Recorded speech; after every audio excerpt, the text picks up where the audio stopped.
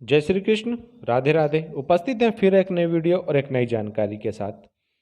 आज हम बात करेंगे कि भगवान श्री गणेश को दूबा क्यों चढ़ाई जाती है और क्यों भगवान गणेश को तुलसी नहीं चढ़ाना चाहिए। चलिए शुरू करते हैं।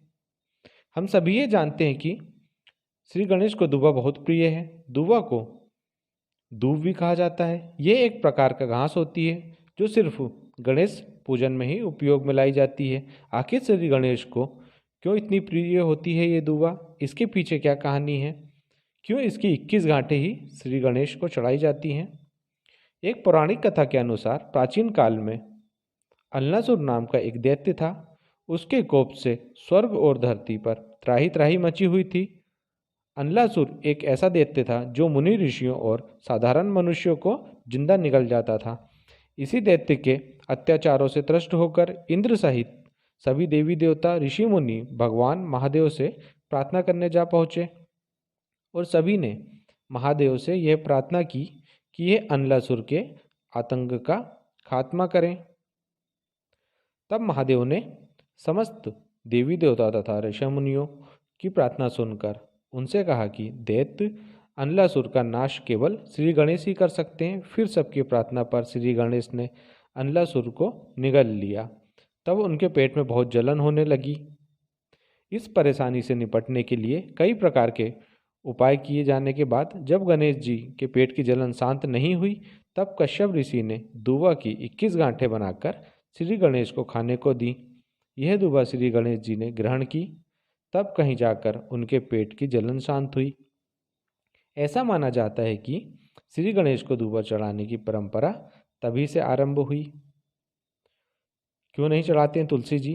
चलिए ये भी जानते हैं श्री गणेश को। चलिए, जो तुलसी भगवान विष्णु को अत्यंत प्रिय है, इतनी प्रिय कि भगवान विष्णु के ही एक रूप शालिग्राम का विवाह तक तुलसी से होता है। वहीं तुलसी भगवान गणेश को अप्रिय है, इतनी अप्रिय कि भगवान गणेश के पूजन में इसका प्रयोग वर्जित है। ऐसा क्यों है? एक बार श्री गणेश गंगा किनारे तप कर रहे थे। इसी कलावधि में धर्मांतज की यौवना कन्या तुलसी ने विवाह की इच्छा लेकर तीर्थ यात्रा पर प्रस्थान किया।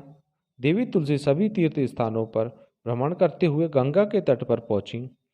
गंगा तट पर देवी तुलसी ने युवा तरुण गणेश जी को देखा जो तपस्या में विलीन थे।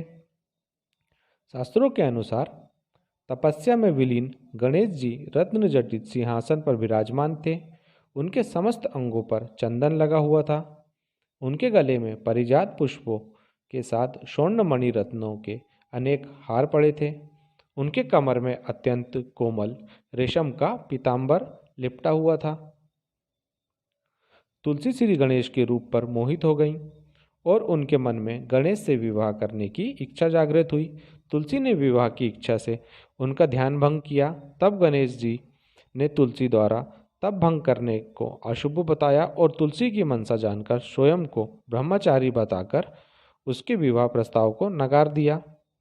श्री गणेश द्वारा अपने विवाह प्रस्ताव को अस्वीकार कर देने से देवी तुलसी बहुत दुखी हुई और आवेश में आकर उन्होंने श्री गणेश के 2 विवाह होने का श्राप दे दिया। इस पर श्री गणेश ने भी तुलसी को श्राप दे दिया कि तुम्हारा विवाह एक असुर से होगा।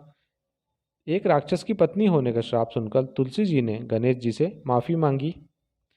तब श्री गणेश ने तुलसी से कहा कि तुम्हारा विवाह शंखचूर्ण राक्षस से होगा, किंतु फिर तुम भगवान विष्णु और श्री कृष्ण को प्रिय होने के साथ ही कलयुग में जगत के लिए जीवन और मोक्ष देने वाली होगी।